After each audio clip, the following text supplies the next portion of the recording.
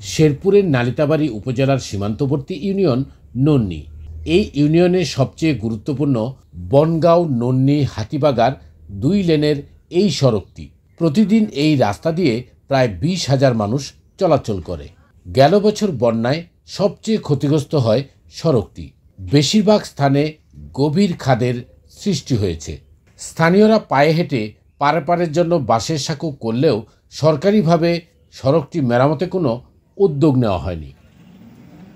বিধ্বস্ত সড়কটির 2 পাশে school, college, মাদ্রাসা সহ স্থলবন্দরের মতো বেশ কিছু গুরুত্বপূর্ণ প্রতিষ্ঠান রয়েছে। সংস্কার না হয় প্রতিদিন চরম ভোগান্তিতে পড়েন স্থানীয়রা। 6 মাস যাবত আমাদের রাস্তাটা ভাঙছে, 2 জায়গায় ভাঙছে। আমরা যাইতে অনেক সময় লাগে, আমাদের অনেকটুকু রাস্তা ঘুরে তারপরে যাইতে হয়। কোনো মতো পোলাপানের একটা সাঁকো দিয়ে কোনো মতো চলাফেরা করে পেতে। আসছে বর্ষা মৌসুমের আগে সড়কটির সংস্কার না হলেও আরও দুর্ভোগের আশঙ্কা করছে চলাচলকারীরা। আমরা এই উত্তর এলাকার লোকজন খুব একটা কষ্টে আছি। খরা সিজন, তাই এখানে কোনো হচ্ছে না, কিন্তু বৃষ্টির সিজনে দিক দিয়ে তো চলাচল করা একদম খুবই যাতায়াত করা অসম্ভবের মতো হয়ে যাবে। সরকারে যদি না এটা দেখে কি বান্ধে, তাহলে তো আমগর এই কৃষি আবাদ আবার পল পরে নষ্ট হয়ে যাব। 2টি কালভার্ট ও ক্ষতিগ্রস্ত সড়ক সংস্কারের দ্রুত উদ্যোগ নেওয়ার কথা জানিয়েছেন সড়ক ও জনপথ বিভাগের এই কর্মকর্তা।